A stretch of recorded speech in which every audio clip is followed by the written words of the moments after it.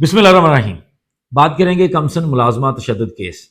बच्ची रिजवाना का case, civil जज की बीवी सोम्या आसम का केस, सिविल जज और उसकी बीवी की तरफ से तशद्दुद मुबैना तौर पर करने वाला केस। इस्लामाबाद के अंदर सिविल जज की बीवी की तरफ से जो तशद्दुद वाला केस था, उस केस के अंदर एक बड़ा दिलचस्प पहलू है जिसको शायद ना तो जो लोग इसके ऊपर सोशल मीडिया के ऊपर बात कर रहे हैं या मेन स्ट्रीम मीडिया के ऊपर बात कर रहे हैं वो इसके ऊपर ज़्यादा गौर नहीं कर सके कि इसके अंदर एक मुकदमा माँ बाप के खिलाफ भी दर्ज कर लिया गया है। इस पूरे मुकदमे के अंदर एक ऐसी दफा लगाई गई है, एक ऐसी सेक्शन लगाई गई है, एक ऐसा ऑफेंस उसके अंदर लगाया गया है जो माँ बाप के खिलाफ भी मुकदमा दर्ज हो चुका है। और वो मुकदमा क्या है वो मैं आप लोगों के सामने रखूंगा। इस पूरे एफआईआर के अंदर, ये जो आप अपनी स्क्रीन पर देख रहे हैं डिटेल्ड एफआईआर, इसके अंदर आप देख रहे होंगे कि एक सेक्शन है 328 से।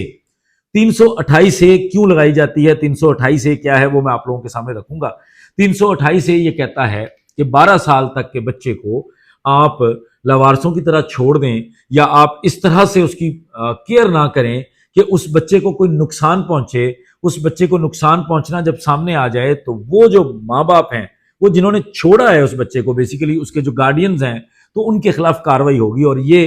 अच्छे खासी सजा वाला ऑफेंस है, नॉन बेलेबल ऑफेंस है और इसके अंदर कम से कम 7 साल तक की सजा है। तो ये ऑफेंस जो है ये माँ बाप के खिलाफ दर्ज किया गया है। अब जो इसके अंदर जो बयान, जब ये जमानत के आर्ग्यूमेंट्स थे, जब मुलजमा सोम्या आसम के वकीला की तरफ से कानूनी दलाइल दिए गए थे जमानत को कंफर्म करवाने के लिए, जो पहली जमानत थी जो खारिज हो गई थी 7 अगस्त को, उस जमानत के अंदर बार बार उनकी तरफ से मौक़िफ़ लिया गया था कि माँ बाप को क्यों नहीं इन्वेस्टिगेट किया जा रहा। जब 328 से लगाया गया है तो माँ बाप को भी कानून के कटहरे में लाना चाहिए, तफ्तीश का हिस्सा बनाना चाहिए, तो उनको के ऊपर तफ्तीश क्यों नहीं की जा रही। तो अब मैं इसको रिस्पॉन्ड जरूर करूंगा, क्योंकि या तो उन लोगों ने इस कानून को गौर से नहीं पढ़ा और पुलिस ने भी शायद इसका जो ऑफेंस लगा लिया है उस दफा को ऐड कर लिया है, लेकिन इसके ऊपर कोई तफ्तीश नहीं की।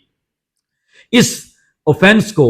अगर आप देखेंगे, पहली चीज तो यह है कि माँ बाप के ऊपर तो नहीं लग रहा, और ओवरऑल अगर इसको देखा जाए तो इस ऑफेंस को मैं कमजोर ऑफेंस समझूंगा, क्योंकि ये 12 साल तक की बच्ची वाला मामला है। ये जो बच्ची है उसकी उम्र एफआईआर के मुताबिक 13-14 साल क्लेम की जा रही है।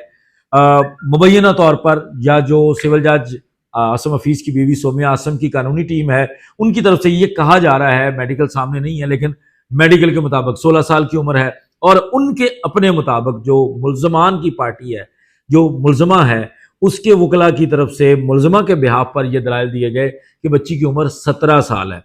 सो उस उम्र का आपको पता है, इससे कबल आपने माइनर दुआजारा का केस देखा था जिसके अंदर उम्र का बड़ा मामला होता है।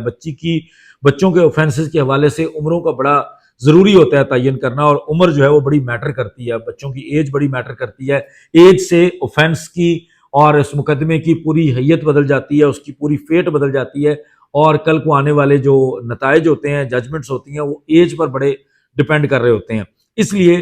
पहली जो चीज है कि ये ऑफेंस जो है वो माँ बाप के खिलाफ तो बनेगा नहीं, क्योंकि बच्ची की उम्र जो है वो 12 साल से ज्यादा है। अगर ये किसी सूरत में किसी के लिए ये ऑफेंस इस्तेमाल किया जाता है तो वो जो सिविल जज आसम हफीज साहब की वाइफ जो समझ रही हैं, उनके कानूनी दलाइल जो थे कि माँ बाप को इन्वेस्टिगेट किया जाना चाहिए, तो ये माँ बाप के लिए नहीं बनता। अब ये मैं पुलिस के लिए भी पॉइंट उठा रहा हूं कि ये चीज जो है ये उस सहूलतकार के लिए है जिसने इस बच्ची को खतरे में डाला। आपने दरमियान में एक करैक्टर का नाम सुना था, मुख्तार, तो ये मुख्तार जैसे लोगों के लिए है जिन्होंने सहूलतकारी की इस बच्ची को ऐसे घर में मुहैया करने की, ऐसे घर में प्रोवाइड करने की, ऐसे घर में सौंपने की जहां पे बच्ची के साथ ये सलूक हुआ। तो अगर पुलिस इसके ऊपर इन्वेस्टिगेट करेगी तो यकीनी तौर पर इस मामले के अंदर जो है वो मुख्तार या जो भी और कोई सहूलतकार है इसके अंदर जिस किसी ने अपना रोल प्ले किया है कि बच्ची को अच्छी खासे उस घर से, जो बच्ची की पुरानी अगर आप तस्वीर देखें और बच्ची की बाद की तस्वीर देखें, ये जो अचानक से एक इन्फेक्शन हो गया और इतना हो गया कि बच्ची के पूरे जिस्म के ऊपर ऐसे जैसे जख्मों के निशान आ गए हैं, हड्डियां टूट गई हैं, ऐसा इन्फेक्शन था, हड्डियां खुद टूट गई हैं। तो इन सारी चीजों को इसकी पोल खुल जाएगी और वो तमाम लोग जो दरमियान में सहूलतकार हैं वो और पता नहीं कई जगहों पे इस तरह का काम कर चुके होंगे, कुछ और भी शायद इस मुकदमे की वजह से निकल आएंगे। ये मुकदमा तो बाई चांस मीडिया ने पकड़ लिया, अदरवाइज भी कई और इस तरह के वाकयात हो रहे हैं। और ये इस्लामाबाद की तारीख में ही दूसरा जज है जिसके घर बच्ची के साथ तशद्दुद वाला केस आया है। इससे कबल भी आपने तैयबा तशद्दुद केस देखा था। तो ये शायद पता नहीं और कितने रिजवाना हैं या कितनी और बच्चियां हैं जिनके साथ ये जुल्म हो रहा है, जो अभी हमारे सामने नहीं आता, तो वो सारी चीजें सामने आएंगी। तो ये बड़ा जरूरी था आप लोगों के सामने रखना کہ یہ اس کے ماں باپ کے خلاف جو مقدمہ درج ہونے والی بات ہے یا اس ماں باپ کی جو تفتیش والی بات ہے، یہ کیا بات ہے اصل میں، اور یہ کیا ہونا چاہیے، یہ پولیس کے لیے بھی ہے اور ملزمہ سومیہ اعظم